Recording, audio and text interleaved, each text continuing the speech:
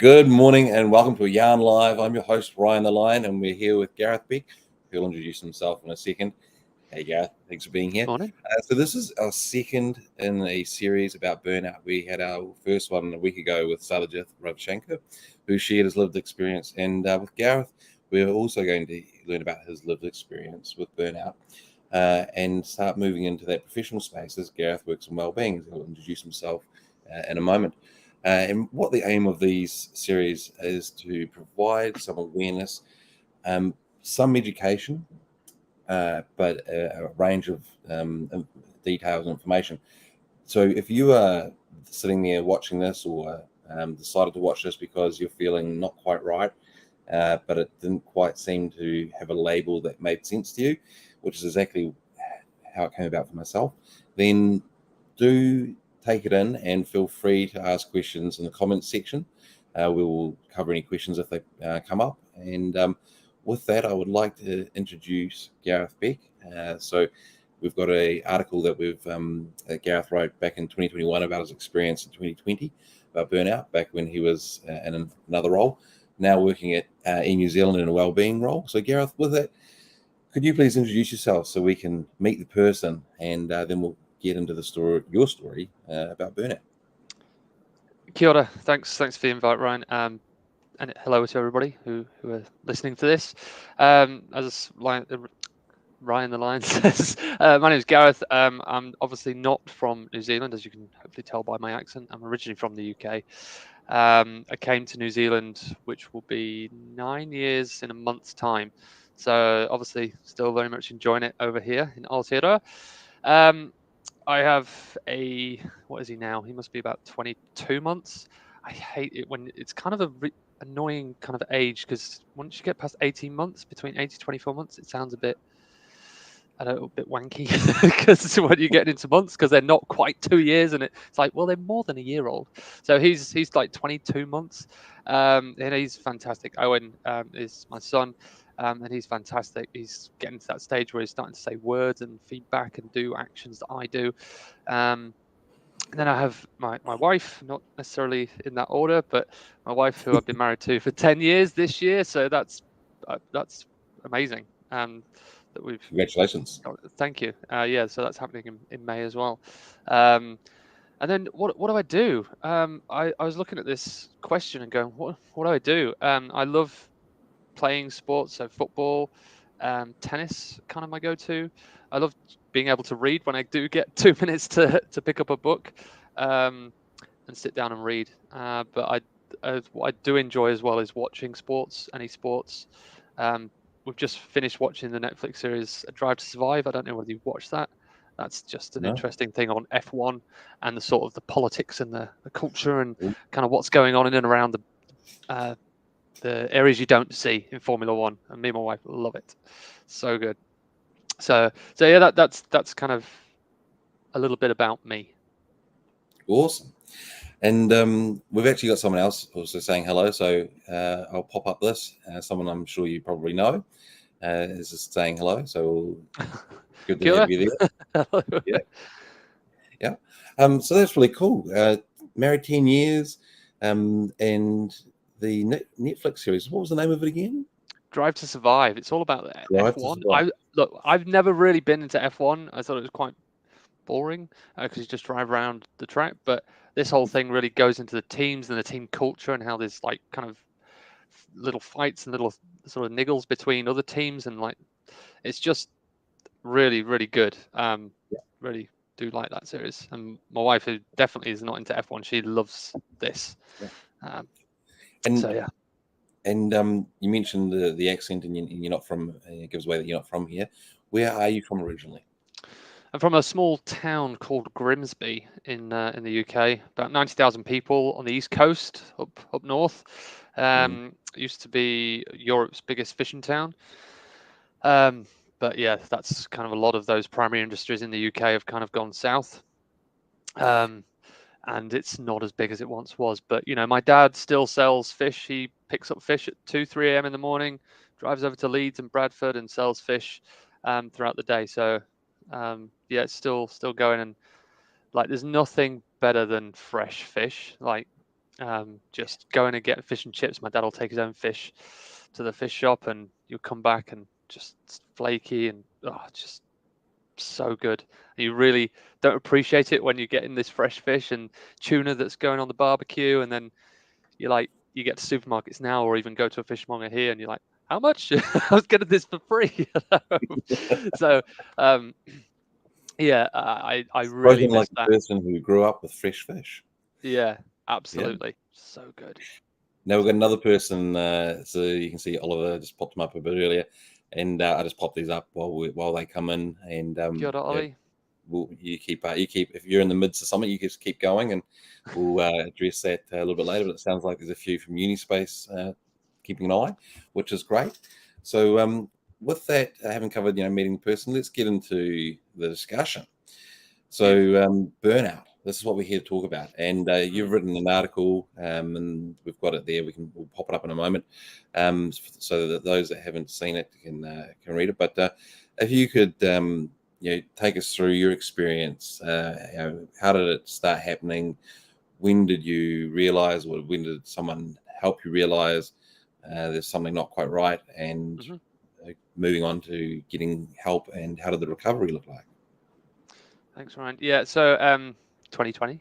I think I was saying to you before this, I think anybody who's come the last 3 years and not been affected by or not had their mental health affected, yeah, I'd love to know what they're on. But yeah, I think that there's three primary things that kind of distinguish what burnout is, and it is a occupational syndrome.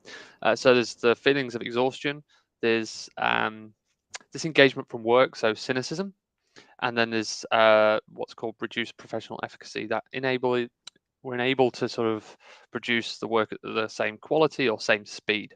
So that's kind of the three things to remember when we're looking at burnout.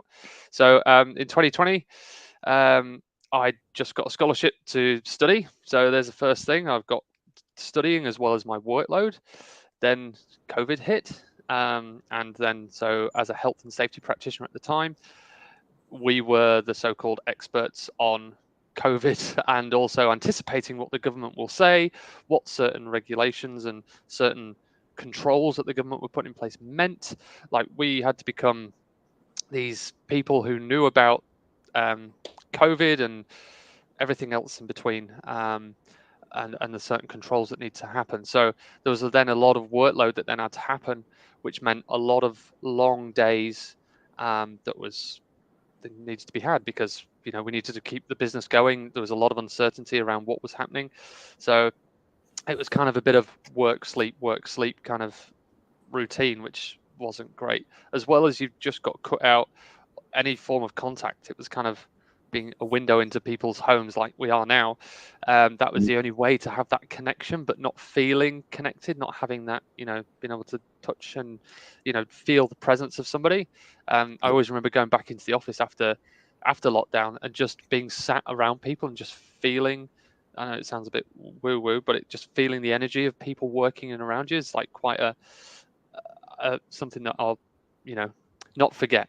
Let's put it that way. Yeah. So then we've got this high workload that was going for a long time, and I think my boss, who was fantastic, amazing boss, but I think we had different expectations, and I wanted to make sure I was doing all the work that I could. So I was working late nights, and then as well as that, trying to study on top of that. And then I also thought, why not do some LinkedIn lives? So around safety, and here are some stories from people. So again, added something else on top. And I think another thing for me was this. I moved to New Zealand in the sort of knowledge that I'd be able to travel, get back to see family. And here I was, that I wouldn't be able to do that. And I didn't know when I would be able to reconnect with them. So there's that sort of disconnect there that I was like, that was weighing heavily on my mind. I mean, at the time, I didn't think much of it, but on reflection, looking back now, I think that was a big weight that was there, because I didn't know when I'd be able to see them. And, my family means a lot to me, even though I am the other side of the world.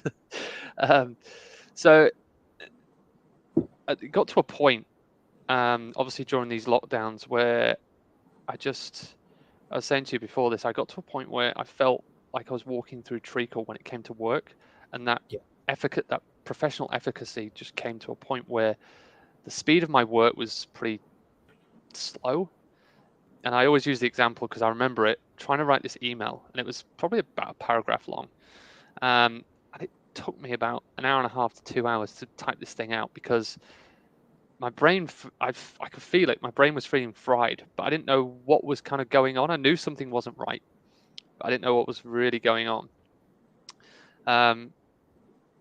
And yeah, I just remember trying to write this email and just going, what is going on? I can't get the focus to get in and sort out this email, because it's a simple email, but my workload was not good.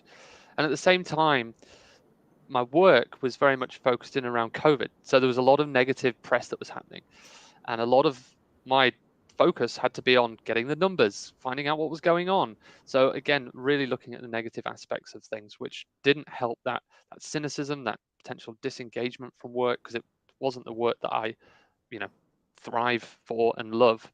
So if you remember the three things, that feeling of exhaustion, so I was getting absolutely knackered, just that work, sleep, work, sleep, work, sleep. Disengagement, I was starting to feel a little bit disengaged from the work, because it's just not what I love to do about when health and safety or well-being. And then just that reduced professional efficacy, I was just not in a great space. So at that point, we could go into the offices, and I was still doing a bit of work from home. And I went in the next day after that, and I was like, I'm going to do something at some point. But it's always, I'll call at some point. I'll probably get better before I make the call. So, but I actually bumped into one of our sort of mental health first aiders or peer supporters, and she said, "Oh, you okay? You don't look yourself." And I was like, "Actually, can we just have a chat?" And we went in the meeting room and had a chat. And I basically just went, and divulged everything. And she was like, "Whoa, okay." Let's backtrack. Okay, I think we need to get you talking to somebody. And I'm not a professional in this, but actually go and speak to maybe somebody from EAP, a counsellor. I know a good counsellor if you want to speak to somebody. So got that moving, and just looked at a few different tools to be able to manage that, because it wasn't sustainable what I was doing. And then after sort of going to that first counselling session, speaking to my boss, my boss's boss, and even to my lecturers to say, I need to backtrack here and just drop a few of these bags that I'm currently carrying, and get back to just focusing on me for the time being, and see what I can manage, put the brakes on, and go from there. So that was kind of the first sort of things around what I did about it. I had a few tools. One of those tools was the counsellor talked to me about actually really focused on the negative things. And I always use the example of, at the end of the day, and potentially get a bad comment, or you work in a customer face environment and they might say something, you potentially helped 10 customers that day, done amazing work, but that one comment at the end of the day, that sticks with you. And those other 10 comments are out the window. And that one comment that sits with you, you take on board. It affects your evening, affects your sleep, and even to the next day. And then that sits with you, and you get those comments that add on top. And when we are in that stressed environment, which is what burnout is that chronic stress, we're stressed, and naturally when we're stressed, we're pessimistic as human beings. That's a result of the fight flight response that we have. And it's fight flight response is a really great response 100,000 years ago, but today's world, where we get an email and we have that stressor, that fight flight response, not so good. So actually trying to turn things around and reframing things and looking at the positives of things. And what I did, I wrote a diary. So 5 things every day. I'd reflect at the end of the day, write 5 great things that happened during the day. There may be some negative stuff, put that to one side. At the end of each week, reflect on that diary and go, wow, okay, that's been a really good week, and looking at it that way. I think that's kind of where I'm up to with that, Ryan. So I think that's answered your question. That is such a good rundown. Then there are a range of points that I like to come back to. And I put it in one of the comments, work, sleep, work, sleep, work, sleep. And it's a great descriptor for what leads to burnout. And you obviously described the amount of things you had on from the COVID work and the studying and everything. So, and then that leads to the three things. If we could go over those three things again, because I've got Sure. parts of each of them in my mind, as you can imagine, Fe- while I'm listening to so there's everything, taking it all feeling in. of exhaustion. Feeling of exhaustion. Yeah. Yes. So a lot of people, they go, I'm exhausted, but then that does not necessarily mean you have burnout. There's the two Yeah. other ones, which is that disengagement from work, so more cynicism, and Yes. and the other one is that reduced professional efficacy. So that feeling of, as we kind of talked before this, is that I felt walking through treacle, like my brain was going, even to type words felt really slow, hard to even just focus onto an email. Again, really difficult. So that was kind of what I felt. Yeah. And actually, it's really important to try and nip that burnout in the bud, because I was listening to this podcast yesterday about burnout, funnily enough, and they were saying that if you have somebody who's burnt out at work, and it's kind of like a bit of a spiral that will happen. So once you start that cynicism at work, that will start to impact other people, and then that sort of then kind of that ripple effect of burnout starts to take effect, and will start to impact your productivity and other elements of work as well. So that's quite interesting yesterday. Yeah. And you talked about there might be 10 good things, but there might be one bad thing, and you focus on the one bad thing. I'm not sure if you experienced this, but I've referenced it in the first discussion with Sarvajith. I got sent an article about burnout by a friend, and my response was, "Why'd you send me this article?" So I say it in that voice because that was how I felt, and that's probably how he knew I felt. And his reply was, because I thought you might respond like that. And the Ryan I spoke to at the last event was not the Ryan I know. So when you're talking about cynicism and that focusing on the the one thing, and did you have a feeling of dread at times or at any time, related to work or related to you like open an email or you open a message and you read it and you have this hit of dread? Was that part of it for you? No, I think if you were to use the word dread, it would be that cycle that I alluded to. It was just the same thing every day. We were kind of almost had to anticipate what the government would come out, because the government would land with this is what level 3 means, this is what level 2 means, and we'd have to have a process, procedure, rule, all these things of what that meant for everybody by the same 5 minutes past when that dropped, and then everybody would be starting questioning us, where's the document, what do we do, how do we do this, what does it mean? So we'd have to be on our game. So in the lead up to those Monday showdowns the government had, we'd have to then have all this stuff ready to go for each level, which we kind of predicted pretty well, but it took time and work to get to that. So again, some late nights getting that documentation in line for that. Yeah, it was ever changing. It was a weird time. Yeah, I can imagine the effort and the time that it took. And just before we go on to the article that you wrote, what were you studying? Health and safety. But Of course.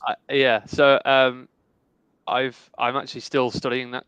So in the first year, I decided to do 2 15-credit modules, which is a lot of work. So this year, I'm only studying one 15-credit module. So first semester I did 2 of those, and then the second semester I was also going to do 2 of those.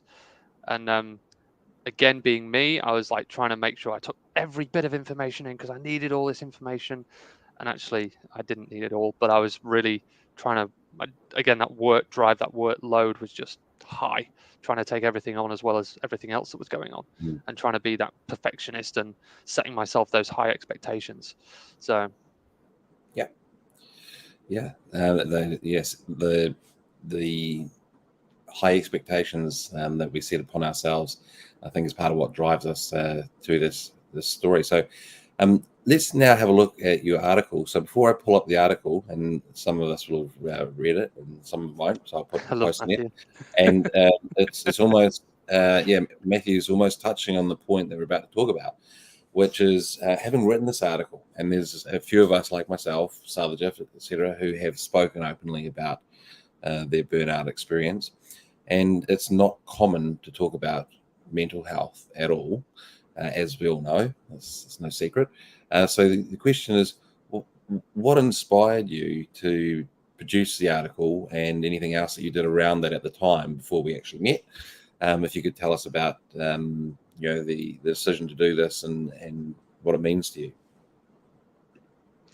I've kind of thought about this, and there's nothing that I was like, oh, I need to necessarily go out and talk about this. Like, I didn't feel, I needed to go and do it. It was just, when we'd have conversations talking about mental health, whether it was in the workplace or outside of work, I'd just drop it in. I think we learn from people through stories rather than talking about facts, personally. If I was saying, 1 in 5 of us will have a mental illness in the next, or mental health challenge in the next year, it doesn't really mean a lot until you actually start to hear and see that through your colleagues, through workplaces. Only through stories can we then relate. And I think that's kind of, when I have the opportunity to do it, I think it just, I think it just helps people to understand it a little bit more, what it looks like, what it sounds like. And I think sometimes where people start to recognize some of those things, they then go, oh, well, maybe I need to go and do something about it. I was at a training the other week, and one of the trainers was just talking about, I know the signs when I get a little bit stressed, I go and do this and I go and do that. And then I know that some things needs to be done about that. They're my signs for my mental well-being taking a hit. And then at the time I was going, actually, I'm starting to feel a little bit like that in the moment. So maybe I need to go back and go and do some more counseling and go and do some more work. So even just somebody saying things like that can get you reflecting on yourself and going, actually, yeah, I need to go and do that. But I think that then creates that ripple effect into there. And I noticed it quite a lot through some of the work we did at Oricon in terms of people telling their stories and just being at the back of the room and pre-COVID, and hearing some of the people at the back going, oh yeah, and talking about that. I thought that was very, very powerful. And I always use the example when I'm doing my training. I do a lot of training for cabin crew at the moment and pilots, and I always talk to my experiences and what happened. It just helps also to build that trust and and gets people a little bit more engaged around that, rather than saying these are the facts. You may or may not experience this, but there's still huge stigma there when it comes to mental illness. I just want to make sure I get that right, because when we talk about mental health, I'm sure everybody who's listening and listening later on, when you talk about mental health, the few things that will come up will be anxiety, depression, and stress. And so they're kind of the words that come to mind. Now, if I said I've been struggling with my physical health, or I want to talk about physical health, let's say, I'm sure the words would be flipped around and be a little bit more positive. Oh, you want to talk about physical health? Let's talk about your strength. And what are you doing? Gym work? Are you working out a lot? Are you playing sports? Like, You're no, looking I'm buff, actually mate. Been pumping yeah, iron. cheers, mate. So just flipping that and getting that switch flip. I always like to use the difference between mental and physical, because it really is stark in comparison when we use that. That people look at the mental health and always automatically go to the end of the continuum. So that's why I kind of tell my story a little bit, and also to give examples of actually we're on this continuum kind of thing. So I don't know if that answers your question, but I think it's just all about normalizing, really. That's kind of... No, that does.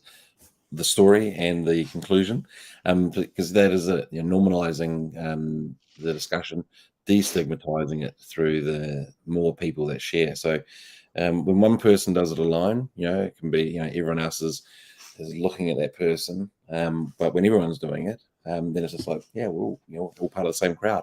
So I want to say thank you from myself, but I'll also say thank you on behalf of everyone else. The people that you have helped, and I don't even know who they are, through the people that will watch this and will help as a result. So it's a really important thing that we do share, and that's why I asked that question, so that because a lot of people, I've had it myself, where people go, why'd you do that? Why'd you talk about that in public? And and the first time it happened, I was like, yeah, shit, why did I? I felt stupid for a second, and it took me a little minute for the gears to turn and go, well, actually, Mm, you might be thinking that way, as though like I've made a irreversible step, but the hundreds of messages I get, and predominantly in private, that people say, "Thank you so much. I didn't know anyone else felt that way," or you helped me see this in a different way. All these private messages of all different variations, and that's mm, the realization that yes, it's actually a really positive thing. And while I know it in my little world, the viewers out there who are sitting there thinking, I can't talk to my friend, I can't talk to my partner, I couldn't even bear the thought of going to seek professional help. yep, As they hear the likes of yourself, and myself and anybody else who does, it just gives them that encouragement that there is light at the end of a discussion, if I can just put it that way. So yeah, we've got a couple of comments that have just come up, and yeah. Interesting. they'll appear without a name or a face because they're not connected to myself. Okay. But you'll be able to see in the comment, you'll be able to see on LinkedIn later.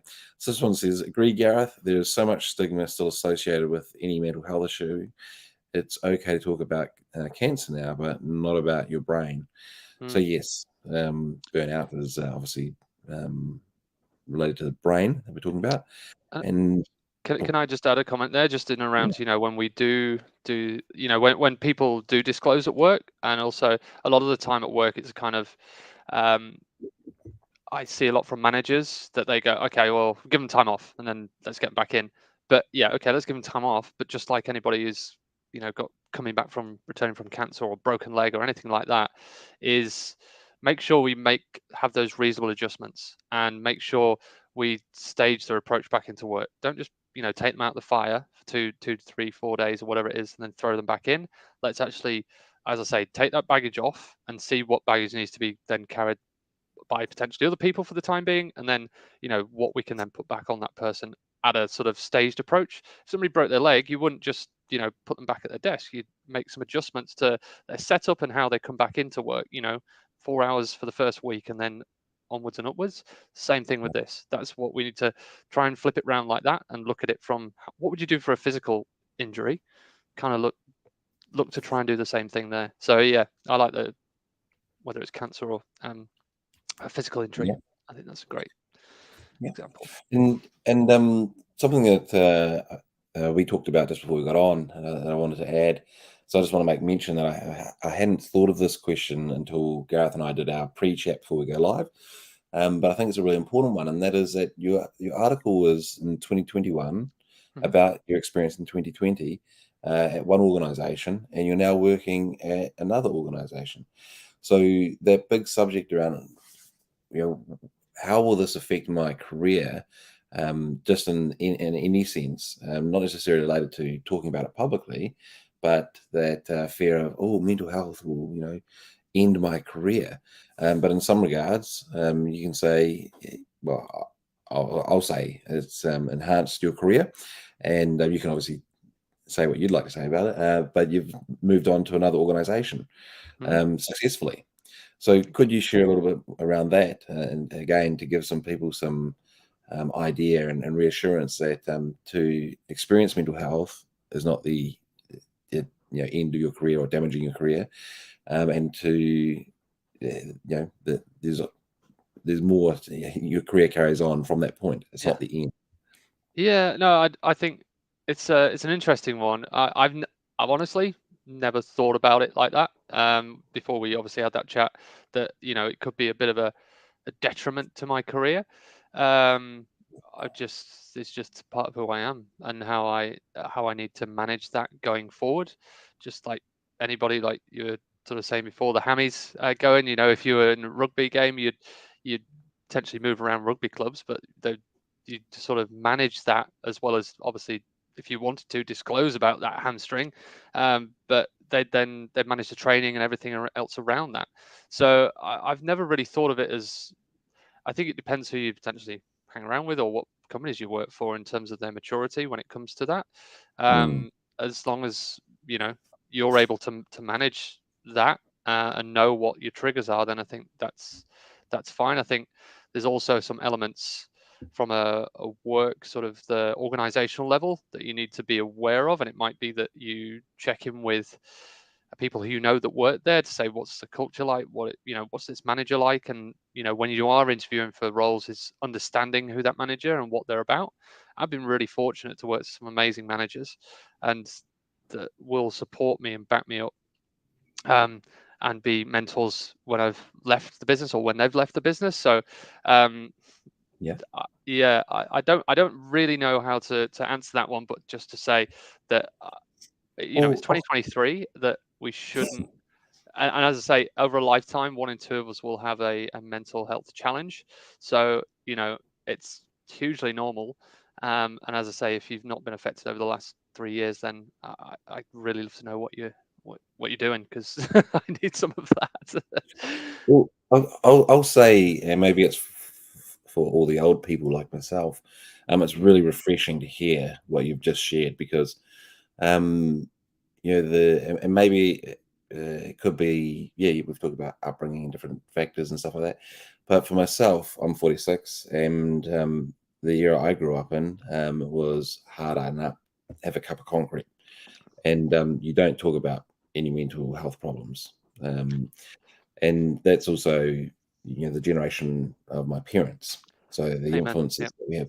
So there'll be a lot of Kiwis, and of course, there'll likely be some English people from your country of origin that will watch us at some point. But there'll be a lot of Kiwis that will understand what I'm talking about in terms of you don't even talk about, or you didn't talk about mental health. I can only explain it as just an absolute no. You just wouldn't, and knew not to, and it would be a major problem if you did. So you just avoided it. Hence why I asked the question, because there will be people that come from my camp or my era that are still fearful. So your worldview on this, really refreshing, and it's one that we all should have. And your experience, of at some point moving from Oricon to New Zealand, both amazing companies, is living proof that your career goes on. And in fact, the lived experience in most situations enhances our ability. So the fact that you work in well-being, I'm sure, absolutely 100%, million% sure that it enhances your ability in what you do. So we just come up on, I just want to check time because we're just a couple of minutes over 10:30, and just want to make sure you're okay. And there was, cool. There was one more question. So are you okay for one more question? Time-wise? Yeah, cool. So what I wanted to do was ask about your work now. So you have well-being in your LinkedIn headline. What sort of work do you do now, and how has what you've been through influenced or helped that? I think it's made me more curious to learn about why people suffer burnout. It's obviously a workplace phenomenon, so learning about that, creating workplaces that are good for people. We spend 8 hours of our, well, depending on how hard you work, well, let's say that 8 hours, 8 hours a day at work. We spend probably a third of our lives at work, doing what we do, hopefully what we love. So for me, it's all about creating those places where people can be, one, themselves, and two, a place where it's really good for them. I was actually, again, reading up on some stats around stress and mental well-being in the workplace, and actually in report from Business New Zealand 2019 highlighted that there's 1.5 million sick days out of the 3 million workers that are in New Zealand, related to mental well-being and stress. So, and that was 2019. So that's pretty significant. I think that year there was 7.5 million sick days, but that's what we know. So why, like 20% of sick days are going to this? Why are we not looking at trying to solve that? think of the money, the economy. That's obviously one part of it, but obviously looking at the people that are taking sick days off as well. So my passion is really looking at how we work, understanding work, and looking at where we can put controls in place that will reduce or eliminate those risk factors for our people when they're working, and reduce those impacts to their stress levels and to their mental health. So that's where I look to. I think I've gone on a bit of a journey myself, moving from focusing on the individual to now going, actually, that's part of it, but we also need to look at the organizational level and what we do as an organization that impacts our people. And that's where I love to get into the nitty gritty, understand the work, and done a few bits of. It's also been quite fun to be at an airline and do some different things. Like over Christmas was volunteering, helping out on the wheelchairs and at front desks, and customers, and understanding where the pain points were for our customers and where that might then lead to risks to our people, and going, how can we iron some of that stuff out to stop our customers getting stressed, then leads to anger, then leads to taking it out on our beautiful people. So that's what I want to sort of, that's where I like to look at. I think and there was a comment about being in the 80s. We tend to think about our people, we're like, we need to make them more resilient, we need to, they need to fix themselves, and that's not the way we should be looking at things.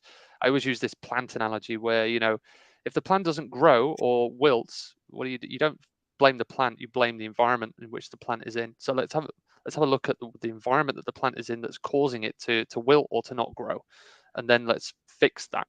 And it's the same thing for whether it's the workload of our people, some of the role expectations, maybe change management, some of those kind of elements that we can kind of look to manage and change, that will reduce that stress on our people, and hopefully reduce that 1.5 million lost days to sick leave. So WorkSafe do have some good mental health resources, as do Mental Health Foundation. Sorry, go on. I'm just reading the comments. So I was going to say thank you, because you were talking about it earlier about when I asked why you do this in terms of sharing, and you mentioned in your answer that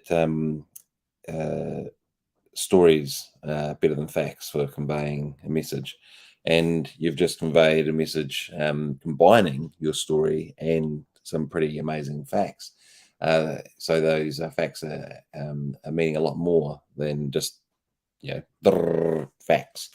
But the amount of sick days due to mental health, and of course burnout being a workplace phenomenon, will be a large contributor. So why do we continue to drive people to burnout, or how do we continue to drive people to burnout? Because it's probably not a deliberate thing, but it's more a result of what people do in the moment, or a result of what happens after people have worked in the moment to get a lot of work done. So how can we put, as you say, controls in place, checks and balances, because we're now aware of it and we're doing something to reduce it? Because not only is it the benefit to the individual to not go through it, but it's also the benefit to the company to not have a vast number of people on sick leave anytime, but also over a long time, related to mental health. So some really relevant points here. And I'll just put up another. There's been a couple of comments. The one from the 80s is quite a big one, so I'll leave that, but it's there for people to look at. And the person talked about an interview of people that went through burnout in the 80s. So that's quite fascinating. Here's one from Andy Wilson, who says it took his wife 4 years to recover from her burnout, and she's still not 100%. So can I add another question? Because if people are just coming on now, and they haven't seen any of the material. The context is we're talking about burnout, and I've been through burnout a number of times. Actually, just working through my fourth one at the moment, so taking it easy at the moment, and being aware of all those indicators. And one of my questions actually I said to someone the other day who's been through burnout, I said, do you feel right? Do you feel yourself? Did it like completely clear up, or is there always something there? Because I'm going into my fourth experience, and it feels like, and this is where the hamstrings analogy comes from, because it's I liken it to pulling a hammy, and the hammy never quite is right. You're always fearful that when you sprint at 100 miles an hour, you tweak it. So my question, I ask you the same question. Do you now feel 100% yourself like before you went through burnout, or is there always that little bit of tweak in the hammy that you know is just there? I think for me, as you were sort of talking, I was like, oh, what sort of analogy can I use? It's kind of, for me, it's you've drawn a line in the sand of, okay, that's your limit. That's when you start to notice things not quite right, Mm. and you now know what that is. So it's actually knowing when you're getting close to that, and then trying to pull yourself back from that. And I'll be honest, the last couple of weeks has been a little bit like that. So just trying to make sure I'm starting studying again. So I'm like, okay, I've felt myself getting a bit overwhelmed with stuff and going, okay, need to get this assignment done, which is due for next week. So trying to get prepared for that. So that'll be done. But like last night, okay, I'm just going to take the night off, even though I probably should be doing work on that. But I know that the rest is really important for me, for my brain, because I know that I'll be better, for one, for work, and two, for my family, and then three is then the assignments that will come from that. Because being working through that treacle sort of mentality, that will make it twice as hard, and our work is twice as long, which will just make the whole thing worse. So actually using that time to recover, because that's really important for us. Yeah. That recovery time, just as you would with your hammy, right? Absolutely. Yeah. Hey, look, these metaphors are going to keep popping back up. So look, we're actually now just coming up on 3/4 of an hour. So I think we could quite honestly keep asking more questions. And Keep going, it's yeah. funny how as we go through, get the initial questions answered, that it just leads to so many more like questions. So we will park it here today, just in the name of time. And I think that I'll introduce the concept of coming back to this. Maybe we'll do another one in the future. So we'll leave you to think about that after we're done. But I just wanted to do a little bit of a summary, very, very brief, and give you the opportunity to have a bit of a thought about your closing remarks. That's Okay. over to you. Whatever you want to say. It might be a very simple, short sentence. It might be something you want to focus on. There is no rules, rhyme, or reason. Just over to you. So this is a bit of a recap while you're having me think about it. Is we've got Gareth Beck here talking about his burnout lived experience, and this was back in 2020, and he wrote an article in 2021 about that. Works in the wellbeing space, so he actually works in the I guess in the area where he can have an impact and help. But we've heard about I can't get them off the top of my head, but there are 3 key factors that make burnout. And we've covered those. The experience of going through that, what led to it in terms of his study and his work and through COVID, and getting the help, having a discussion with his manager, who said, look, we need to get someone need to look at this. We can't have this carry on. And a great analogy that it's like walking through or trying to walk through treacle when you're working. So it took 2 hours to write an email for Gareth, was one of the examples he talks about. And that's a sure sign of when you just can't do what was simple beforehand, becomes this gargantuan effort. So yeah, we've had a great series or session today, and thank you. So now over to you, Gareth, for final comments. I feel I should sort of come in with this, philosophical thought or something like that. But I think it's always that thing, like final comments, and I'm like, just this profound thing that should come out of my mouth right now. It's not going to be profound at all, but it's just really for me, it's to, I don't know where people are working, is to understand. Yeah, it's difficult because I'm like, from my point of view, I love to understand the work. So then once I understand the work, I can then understand where we can make changes to that work. And I think it's also, so there's that point. If you're in sort of that role, I think if you're finding yourself stress looking towards a barrel of burnout, down the barrel of burnout, so to speak, is to make sure we have that time for rest and what's called serious leisure. Serious leisure is something that's kind of focusing on that will challenge you a little bit mentally and physically, but it's not, serious leisure is not scrolling in front of on your phone and watching Netflix. It's, you know, giving yourself that time, because actually rest and recovery is really important for you when you're stressed, and what's called closing that stress cycle. So making sure that we give ourselves that time for that rest. And just because I've said that, you know, it's like walking through treacle does not necessarily mean that that's what it's going to be like for you. And what you feel for burnout will be potentially very different. And I was saying to Ryan before this, we had a session this week where we had the Elephants and Riders deck, which has different emotions and feelings. And what is overwhelm for me will be very, very different for what overwhelm is for somebody else, and how they describe it and how they feel. And it's the same thing. That's why it's sometimes a little bit hard in and around mental health challenges and burnout. It's because it's, you know, it's very different for each person. So I don't know. I just felt like I rambled there, Ryan, but